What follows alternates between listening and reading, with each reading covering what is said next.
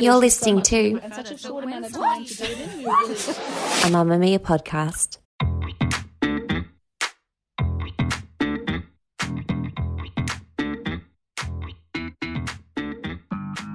Hi there and welcome to Cancelled, a podcast from Mamamia about who's in, who's out and who cares. I'm Claire Stephens. I'm an editor and a writer.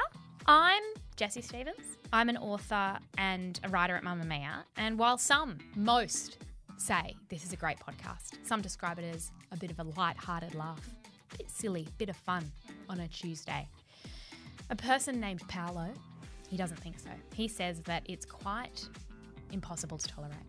Impossible. Where did he write that? He wrote it in the reviews. I didn't see that I one don't yet. know if his name is Paulo Or Paolo. or Paolo, but that's what it appeared to be in the reviews. I thought I'd deliver that feedback to you. That genuinely makes me sad that Paolo doesn't like our show. What I get is the imagery of somebody listening to it and hating it. And I'm like, oh, but can't think about that. Can't think about that or you wouldn't do it, would you? I'm really sorry that you had that experience, Paolo. I don't think you're listening now. But that is what this show is about. It's about what happens when a person or a show or a thing is faced with thousands of Paolos. Yeah. I tell the story of a cancellation, and Jessie, you come along for the ride. You do no preparation, no research, and then we inexplicably turn into a courtroom. Towards the end. And we deliver a charge and then a sentence. And today we are talking about problematic TV show Supersize Vs Superskinny. Welcome to Supersize Vs Superskinny. This week's feeding clinic residents are Supersize Dawn I eat so fast that I don't taste food. I actually just swallow it down. and Super Skinny Charlene. Don't remember a time when I finished completely a plate of food. Real moment in time. Here's what I'll be presenting to the court, who is you. I'm the court. Yep. Number one, a recap. As always, gotta tender the vibe. Yeah. Gotta tender, okay, well, I've forgotten. But also, you may never have watched it. Give me a rundown of what an episode looks like, what goes on. That's what we need to know so that me, as judge, jury, defence prosecutor, unclear, I can see it and go, yeah, that was a problem. Yeah. So Supersize vs Superskinny, I believe, is on Amazon Prime at the moment. It's just it's come. still on. Can I just say, what a brilliant decision for them to bring it back. I thought this show was cancelled. So is it reruns? Oh, God, yeah. All It's right. not new episodes. Jesus All right. Christ. Nobody would allow this. But what Amazon Prime has done is they've clearly gone through a back catalogue and gone, not what is good for society, what would people watch? Yeah. And they found this. And that was really smart. So, first I'm going to do a recap. Second, I'm going to talk about the Weird Side series that went on in the background of this show. That'll be clearer later. And number three, I'm going to talk about the overarching problems. Very Can't clear imagine structure. what they are given the name of the show. Can't imagine what could be the issue. Supersize vs Superskinny was a British TV show that aired from 2008 until 2014. It was obviously on Australian TV too. I think maybe on the Lifestyle Channel or something. It's at this point we do need to check our Foxtel privilege. Oh because my not God, we everyone grew up do. with Foxtel. But it wasn't because we were rich. It was because Dad got duped by a door-to-door salesman. Yeah. Someone came, he didn't know how to say no. Mum and Dad were fighting and Mum was like, why'd you get us Foxtel? And Dad Yeah. was like, I accidentally got all the channels. And we were like, we can't hear you over Supersize vs Superskinny on the television. And then I remember, was it on TLC? What channel was that on? It was I on. think it was Lifestyle or maybe Arena. Yeah, maybe Arena. And then I remember the Foxtel fight did come to a head and Dad was like, fine, we'll get rid of all of them except the sport golf ones. And we were like, but how are we going to watch Supersize vs Yeah. Superskinny? And then we moved out. Yeah. That wasn't a coincidence. We were like, meh. This house isn't fun anymore. Nah, this show was messed up. Basically, this show is exactly how it sounds. It documented overweight and underweight people trying to change their bodies.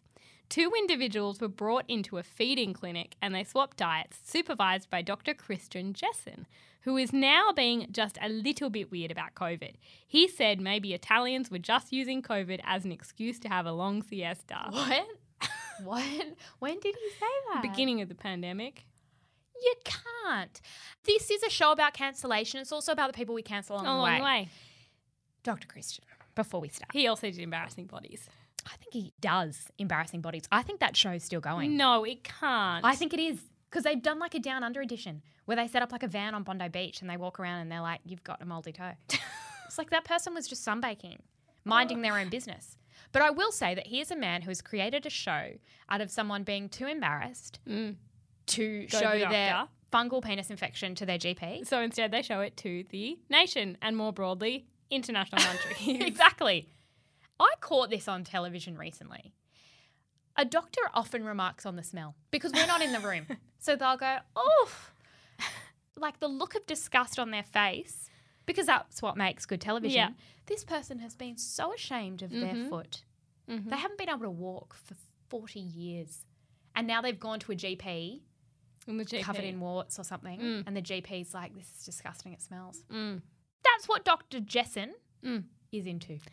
I will say, after going back and watching a lot of episodes, he is very charismatic. And you do like him. And he's got some facts. You know how I feel about people who share facts. I think Dr. Christian Jessen and his fun facts would have been a great show. Yeah. Maybe that would have been better. Less people. Less to hurt. people and hurting people. Yeah. Yes. The way the show went is that the overweight person swapped diets with the underweight person. You can imagine what happened. Sometimes they would sit down for breakfast and the underweight person would be given a big portion of leftover curry and the overweight person would get nothing. So, why fix an eating disorder when you can just swap it for a new one? Yeah. Why don't we get two people with different eating disorders? Swap them and see what and happens. have a laugh. Yeah. That's what this is about. The underweight person does not ever shut up about how much food they have to eat. They're just like, how can you eat this? And the overweight person is really hungry. And I would be so mad. You sit down for breakfast and you're so hungry and the person's like, I just have 2 cups of tea. This show sucks. is horrible. So let's get stuck in. First, a recap. It's series 5, episode 1. He's had a lot of series. That's too many series. It's too many. The tagline of this show was, it's not what you're eating, it's what's eating you. It's not, though. But it was strange because the show was really about what everyone was eating. And didn't really go into what's eating you. No, not at all. Dr. Christian is in Evansville, Indiana, because it's America's fattest city. He'll be talking to people over the next few weeks about the crisis because 30% of the population are obese. Christian goes to a funeral home where they make the biggest caskets in the world. I don't want to be rude, but why is he focusing on the caskets and not like the very real social reasons where there might be a problem here? People are dying. You're in a funeral home. Have some respect. Stop Instead talking he's about like, the size of this. How big is that casket? Okay. Someone died and is in a casket. It's They were really in a tizzy about this obesity. What did they like? Obesity epidemic. Yeah. There was a period. Crisis, everyone's dying, graves, all the things. Just a lot of yelling about Yeah. it. It didn't help. No. And Dr. Christian was very much like, I have a very toned body. And that makes me morally superior. To everyone. That was his general vibe. Suddenly we're back in the UK. And the idea, I guess, is that Christian will stop people in the UK ending up in a casket. It's a long bow. It's a long, but also everyone's going to end up in a casket. Big or small. Yeah. We're all going to end up in the ground. The Supersize and Superskinnies are lined up opposite each other in a weird room. They're in beige underwear, always. I think deep down there was a person in the UK who was like, I want to do a show about obesity. It's working. You know, we've got some stuff happening. And then someone pointed out, a health professional, a doctor, an expert, was like, there's actually quite a bit of nuance when it comes to weight and health. And then somebody cut them off and a producer was like, yes, let's get really skinny people too. That will solve it. Let's get freaks. Yeah. Someone said, let's just find some freaks. Yeah. And just Big people, little people. Let's shame them. Let's get them both on and we'll make it work. They call it shock therapy, where they stand in a room in beige underwear and get matched. Herein lies one of the many problems, and it's that the skinnies were quite fat phobic. Great. Yeah, I didn't realise that at the time, but watching back I was like, oh, that's Because that's what you need. yeah. That's what you need. When you're in your underwear, you need someone who is... I remember there always used to be a comment like, you're the size of my thigh. Yeah. It's just shameful. It didn't solve anything. No. The first pair is Elaine, who's meant to be the super skinny. according to this. That is not a medical term. It's not a medical term. Neither is supersize, and Helen's meant to be the supersize. Elaine says... I'm not being horrible, but do you know what I mean? And then Elaine says, you have such a pretty face, you'll be lovely when you lose it. That's what I realised. I was like, you're pairing up people who have, issues around food, neither of whom are qualified to say the right thing to each other. Yeah, so it's like if you went to an emergency department with a broken arm and you said, I need to fix a broken arm, and they sent you to a ward full of people with broken bones and they said one of these people will fix you. And it's like, but they have 2 broken arms. Yes. So why would they know how to fix my broken? No, it's like I have a broken arm and they're like, here's a person with a broken leg. That's what I mean. Why don't you swap? I was like, wait, what? What? You know what it is? It's like, we'll put a cast on your leg Yes. and a cast on their arm, but you both still have a broken limb that's not being addressed. Exactly. It's like, wait, what? And just complain to each other. And then neither of you are trained at all in how to help people with injuries. So you'll both say the wrong thing and hurt each other physically because you don't know anything about this. It's really strange. Then we're shown what Elaine and Helen's lives look like back at home. Helen wakes up at 2 a.m. and has cornflakes, brown sauce on toast and some chocolates and some chips and some energy drinks to wash it down. She had 5 children in 4 years. She has takeaway every night. Hard agree, Helen. Hard agree. It's been a long pandemic. And she eats at all hours.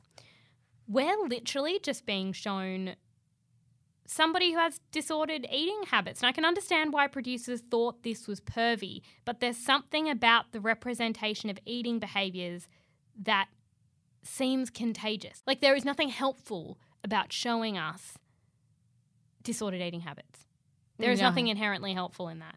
No, it's like, why don't we just spotlight the problem? Yeah. And I just kept waiting for the what's the lesson here? It never came. There was no lesson. Elaine, on the other hand, drinks 12 to 20 cups of tea a day. She has a slice of cheese for lunch. She blames her mum's bad cooking for her lack of interest in food. Same. Also hard relate. Even though they both had problems with food, and I know that was the premise, do you agree that it was always implicit that it was worse to be fat? Oh, yeah. It was the thin one was like, come on, put a little bit of weight on and you'll look a bit sexier. But the disgust and the shame and all of those horrible things came with the fat body in a way it didn't with the skinny body. And it was because of all the other subplots going on during the episode, which we'll get to. So Elaine shops in the children's section, which makes her feel pathetic. She has always been thin, but she says she lost her dad last year and is now the thinnest she's ever been. She says she loses weight when she's stressed. Maybe she needs therapy instead of shame. I don't know. There's an idea. Just a thought. They're checking in at the feeding clinic for 48 hours of dietary rehabilitation. That's not a feeding clinic, isn't a thing. It sounds like something at a zoo that you take the alligators to. Feeding clinic. It's a feeding clinic for the meerkats at sunset. No. Shows like this are very good at using medical terms to describe entirely non-medical activities. They're saying dietary rehabilitation, but what they mean is swapping diets with a complete stranger for entertainment purposes. That's not dietary rehabilitation. Don't co-opt actual language. Like, my dog had surgery on his knee. Rehab. Needs to do rehab. Got nothing to do with entertainment. And he's not swapping with another dog who's got another injury. Who's got a sore ear. No. Wear an ear cone. That's not what we're doing. We're just focusing on the problem at hand. Yeah. This serves no purpose swapping meals. It's just like, this could be a lull. This could be fun. Someone went, this could be a little bit funny because weird people do weird things. And that is good for ratings. It's diet swap time. Helen serves Elaine a huge leftover takeaway from the night before and 2 cans of Red Bull. Why weren't they just given 2 healthy diets? Because why couldn't they have given them for television 2 normal meals instead of 2 unhealthy diets? Riddle me that. Elaine serves Helen 2 cups of tea. Elaine tells Helen, Does that portion, does that look just huge? Horrendous, darling. I'm not being horrible. Really? and it's like neither of these people are equipped to help with each other's eating problems. Neither of these are adequate meals. I would also be pissed off if I got 2 cups of tea. I know. Like, haha, this person's hungry? Yeah, they're hungry. Yeah. They get a meal. And they're really cranky. in this situation, and they're working out by the second they're seeing how unhelpful this is. It's dawning on them. Yeah. Wait a second. This is ridiculous. This is not What am I learning except for how to have more problems? Yeah, a different type of problem. Elaine says to Helen, I'm not being horrible, darling, but you're going to kill yourself if you carry on like this. Why does the skinny person seem to have more of a right to shame Moral the superiority. other person? So now Christian is talking to Elaine about what her intake of tea is doing to her body. Let's talk about what's actually in tea to start with. This is tannin, or tannic acid, and this is a thing that gives tea its sort of very characteristic flavour. Drinking too much tea on a really poor, minimal, restricted diet is problematic for a number of reasons. Tannin reduces the absorption of iron from your food, and as you don't have a lot of iron in your diet anyway, this is going to be affecting the amount of iron in your body. And I just wanted on the record, that's quite interesting. The thing about tea affecting the absorption of iron, fun fact, that's why I think Dr. Christian should have a show where he just shares fun facts. Then he shows Elaine the physical symptoms of iron deficiency. And instead of saying iron is important because it bloody carries oxygen around you, but whatever the hell it does, no, we get gross photos of nails and tongues and hair loss. All right, so it makes you ugly. Makes you ugly. You don't want to be ugly, do you, Elaine? So stop drinking tea. They're continuing the food experiment. Helen gets soup and Elaine gets a huge pizza. But Helen has become convinced that Elaine isn't trying hard enough. This was a theme. This was a theme. And it's like, Helen's freaking hungry. So she's pissed off. She says, this soup is like dishwashing water. And they have become aware that what they're doing is nonsensical and unhelpful. Exactly. So they're wondering what the utility of any of this is. Exactly. They were always pissed off, though, at the skinny person who didn't eat enough. And so Helen's like, you're not trying hard enough. And my question is, trying hard at what? And for why? What, if she tried harder, would that result in some good outcome? Because it wouldn't. She'd probably just be sick. Like, what the hell? Now, Hard work is not always a virtue. No. In this case, it wasn't virtuous to try hard. No. Now we suddenly, without warning, turn to a documentary about anorexia. That's a subplot. Really intense imagery of anorexic bodies. So you have to actually be really careful about how you talk about anorexia because people will imitate it and it gives people ideas.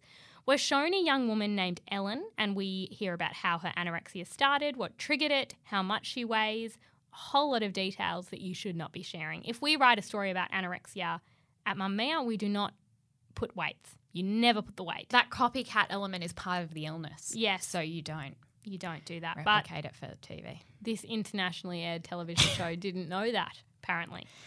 Back at the eating clinic, it's the last night before Elaine and Helen are sent back home with their eating plans. Why didn't they already have eating plans? Why have they spent a whole week? First, they needed to swap diets for no reason. So the idea is they return a few months later. But I have a question.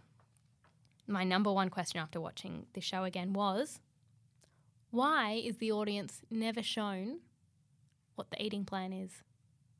That's a good question. So Dr. Christian apparently puts a whole lot of effort into writing an eating plan. He puts it in this plastic folder and he gives it to each of them. We don't know what's in it. All we've been shown now is illness. 2 bad diets. And now he's got a good diet. Won't tell you.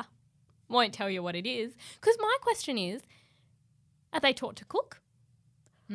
Are they given pre-packaged meals? Like, Is it tailored to their body? It's and like totally their unclear. health issues? So then when they come back a few months later, Elaine has put weight on and Helen has lost weight. Will they stick to it? Who knows? That's not what this show is about. The one good thing I will say is that it didn't seem to be about drastic weight loss or drastic weight gain. It was more increment. Do you know what I mean? Like it wasn't Biggest Loser. And I guess the shamery happened. Yeah. So it's like we already embarrassed you enough. That was our content. Yeah. Was you two sitting across from each other and eating. That's kind of the whole episode. We don't really need you to do anything else. No. There are 2 things we don't see during this episode but that were hallmarks of the show. The first is the feeding tube. I remember the feeding tube. They would put a week's worth of food in a clear tube and it wasn't at all clear why. It was like a flushing sound. Like they would put it all at the top. And they'd have the super size one next to the super skinny one. Yeah. And the super size one was always like, oh my God, it's 5 times as many as the super skinny one. And it always looked like brown sludge because that's what everything does look like. And I always wondered, was this a metaphor for a colon? Yeah. Or intestines? Because nothing looks good once it comes down. It would always be like a loaf of bread. In a week, don't we all eat a loaf of bread? Comes down and then it would, like baked beans would slap it. Yeah. Like just slap. And then they'd pour the liquid on top and it's like, don't ruin the food. Speaking of ruining the food, the waste. The waste. That's Perfectly a week good. worth of human food. There are people starving in the Yeah. world. And you did this just to shame Yeah. Elaine or whatever her name is. Who you are already shaming in different ways. She gets it. No one's diet would look good in a tube. No. one's. I reckon bloody Pete Evans. You know how he eats like emu balls and that kind of thing? Wouldn't look good in a tube. Wouldn't look good. And it might even look like a lot when you put it in a tube.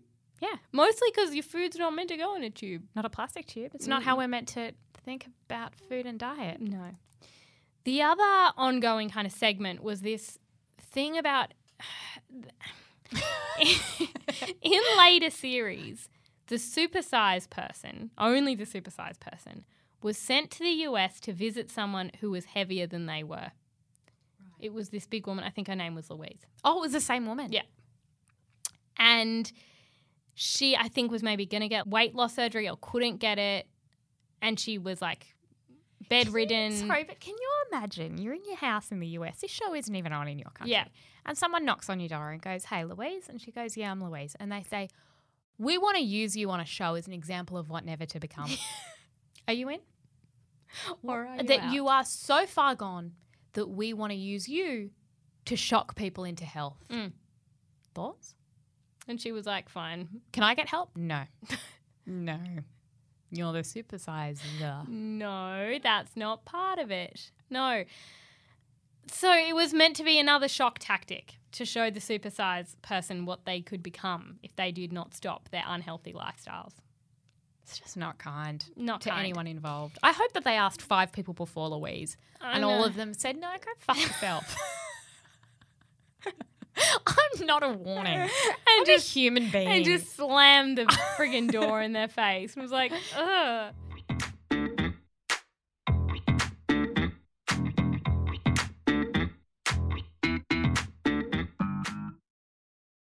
The next thing I want to talk about is weird side series within this show. Because No. They didn't have enough content and I feel like this was one of the biggest issues. They didn't have enough content because it was just 2 people across from each other eating each other's meals. And I always thought it was a week, but it was only 48 hours that they meal swapped for. Oh. So it's just, it really isn't a lot of content. So they had to make another show inside a show. There's several other shows inside the show. The first was Anna Richardson, a woman named Anna Richardson. I remember her so clearly. Brown, shiny, straight hair, below average weight woman who was trying weight loss tactics she had found on the internet. Great. There's word out about an easier way to lop off the love handles, and it sounds right up my street. And I will say, from a purely content perspective, I'm like, great content. From an ethical perspective, horrific. Can I also say from a television entertainment perspective, really poor structurally and thematically. If you had Mayor of Easttown, right, that's a show. And then you're like, as a little side show, we're going to do kind of an alien plot. It's like, but that's not related to the main show. No. That's what this was. Yeah. Was we need to fill 5 minutes an episode. Let's get someone in. Structurally, this is confusing because she's going to pop up throughout. And it's hard to follow this storyline. As I said, she was below average weight. And she just hated her body. And it was sort of a joke that she was obsessed with making it perfect. So one episode would be, tucked up lady arms. And the next would be, my inner thighs are fat. And it's like a majority of people watching this are bigger than you. Yeah. And you're like slapping. And I was feeling great about my arms until I learned that was a thing that could be wrong with me, Yes. Anna. It's like you have your own pathologies, which is fine. Yeah. We all have our own pathologies. We need to not work them out on the TV. No. In the episode I watched, she was trying to get rid of her upper thigh fat to get pins like Posh. She's shown doing a grueling workout and is mad when her body doesn't change after 10 sessions. For some reason, she talks to pop star Jamelia because she has good legs. Jamelia is like, yeah, I just have good legs. I don't go to the gym. What's the takeaway And there? and Anna Richardson is like gushing. She's like, I love you. You're eating biscuits and you don't go to the gym. And I just think, what a waste of Jamelia's time. That it's like, I guess you're going to be interviewed by this woman, and then it's just this woman who's like, I hate my body. I like your body, and you don't even do anything. And Jamelia's like, I have songs I could be writing, performing. What is this? Every form of exercise that Anna Richardson does is all about looking a certain way. She tries this new craze, which is like stair running, and they talk really specifically about like, you'll get this line on your leg. And I just watched it and was just furious. I was like, shut up. If you hate your body, can you see a therapist and get off my screen? Then there was Flab Fighters. In another season, the same woman started a club called Flab Fighters, where she recruited a bunch of failed dieters, tried to help them lose weight in weird ways. Did she have a qualification in this? No, she just really hated her own body. The thing I remember most from this is the obsession that she had, and I think you remember this, with matching an exercise session with what it meant for your food intake. I can't vacuum without having the thought. She had this thing where it was like, you know that piece of cheese you ate? That piece of cheese would take 42 minutes of vacuuming to work off.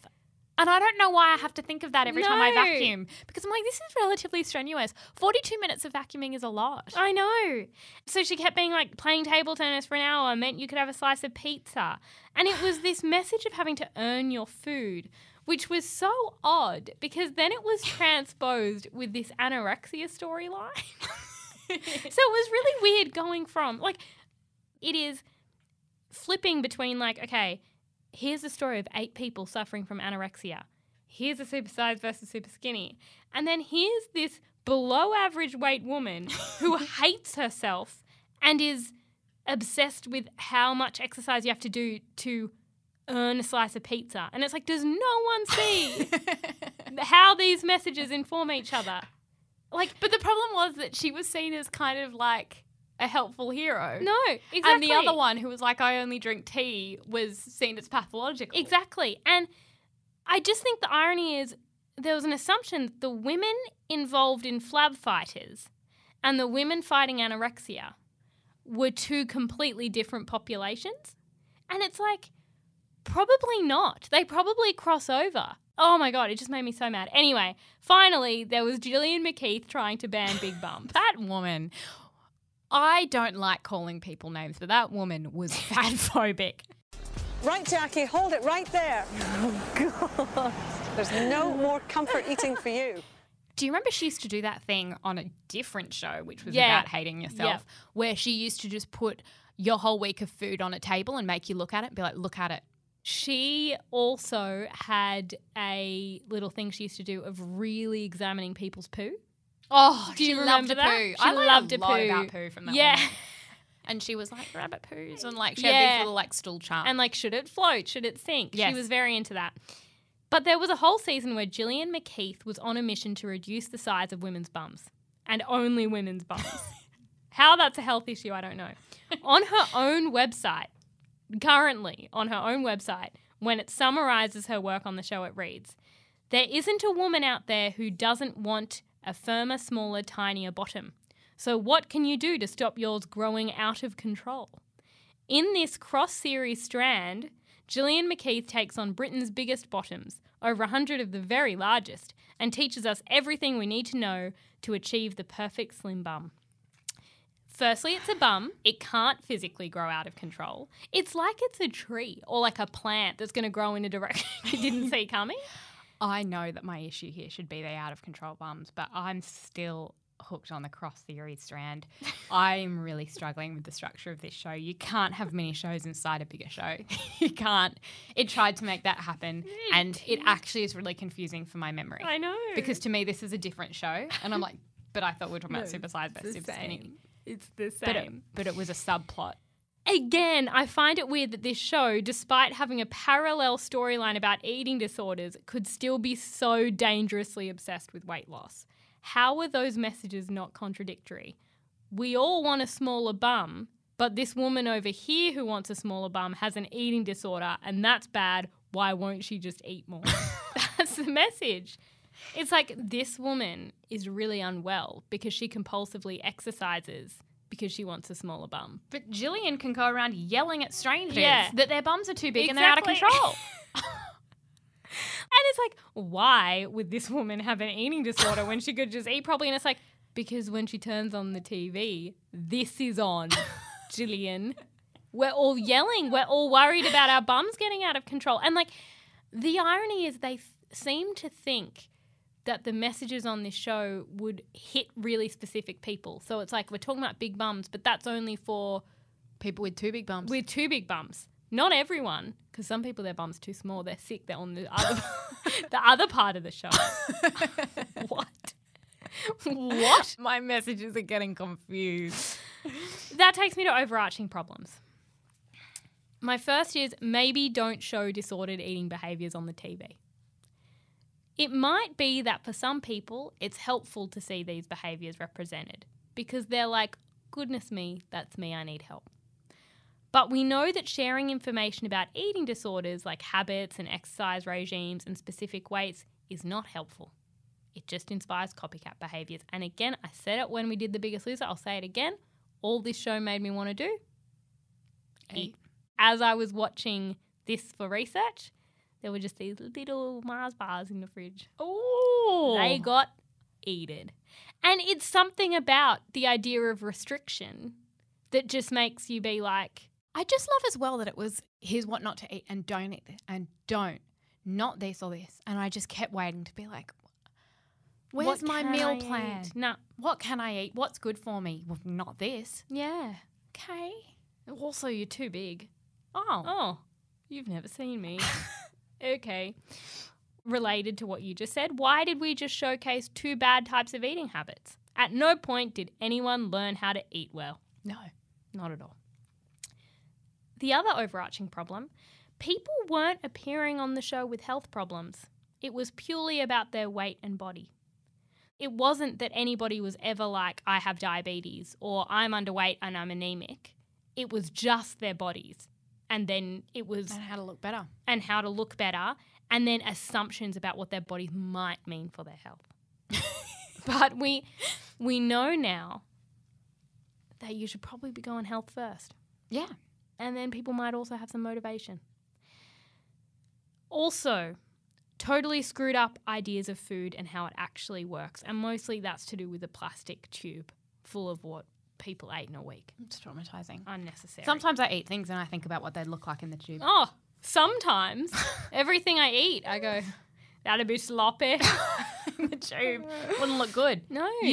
Sometimes I eat things and I think about what Dr. Christian's face would look like as it went down the tube. Disappointed. And he'd shake his head. Yeah.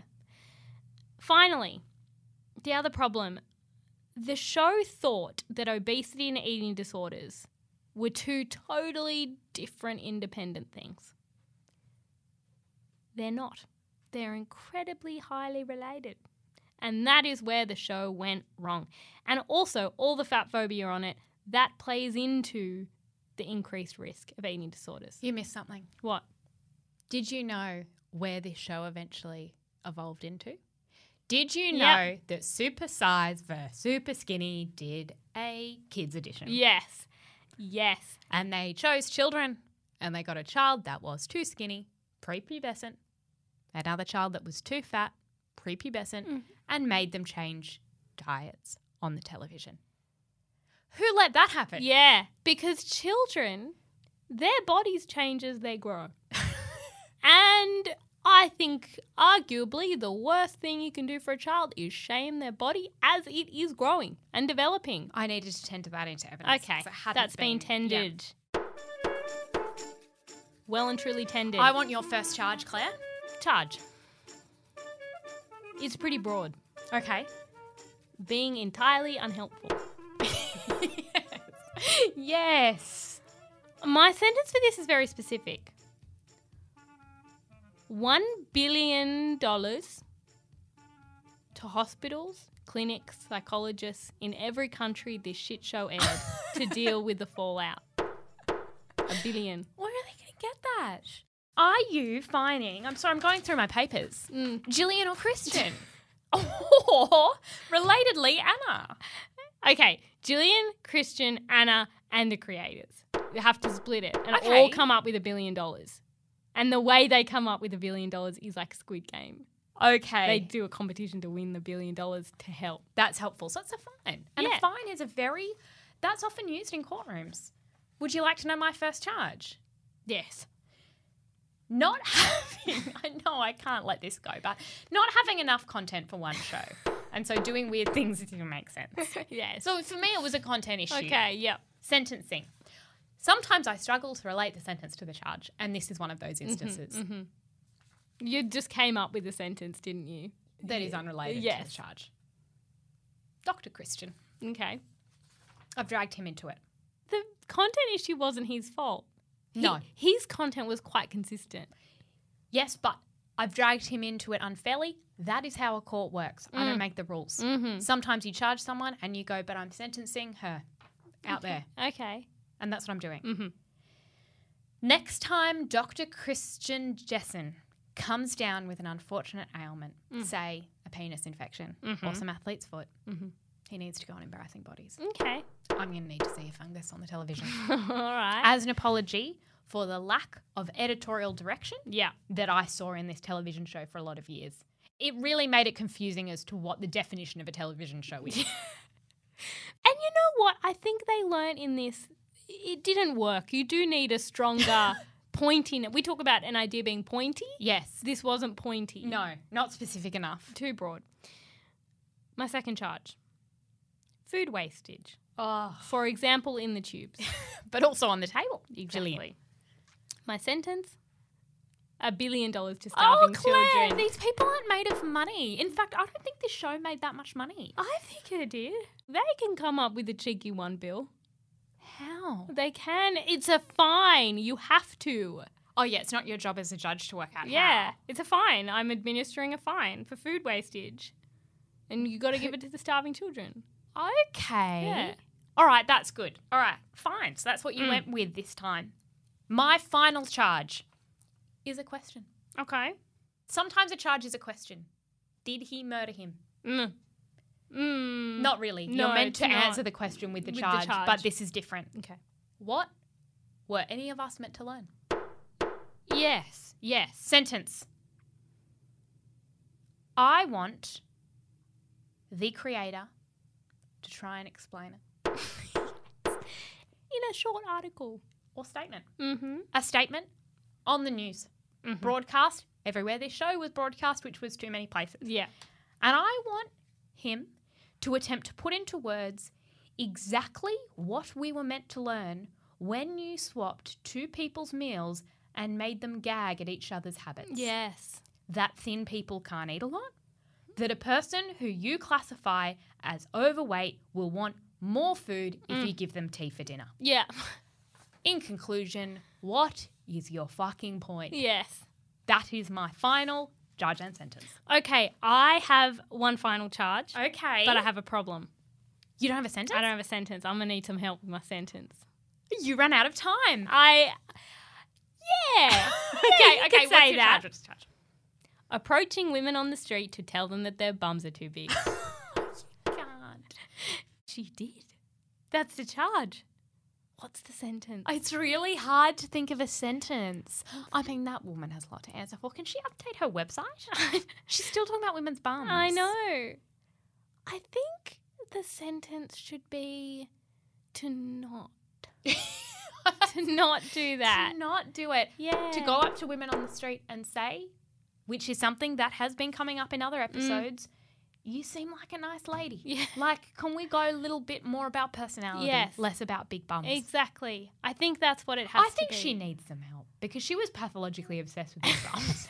Okay, also, it was really an era of British television where it was really thin women being obsessed with the obesity problem.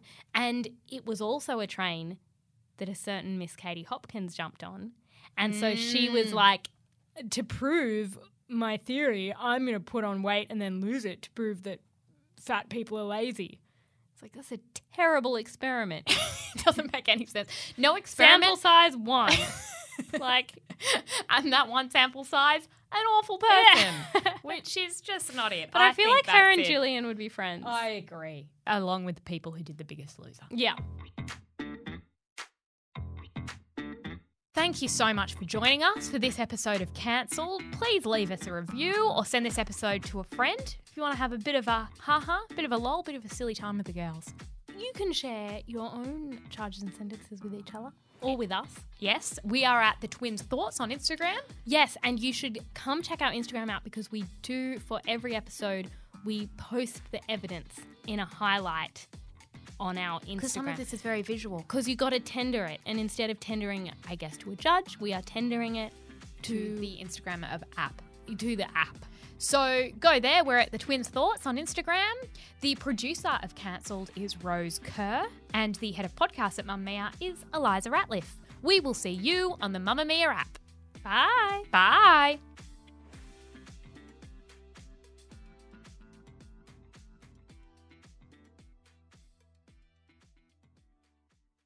Mamamia acknowledges the traditional owners of the land we have recorded this podcast on, the Gadigal people of the Eora Nation.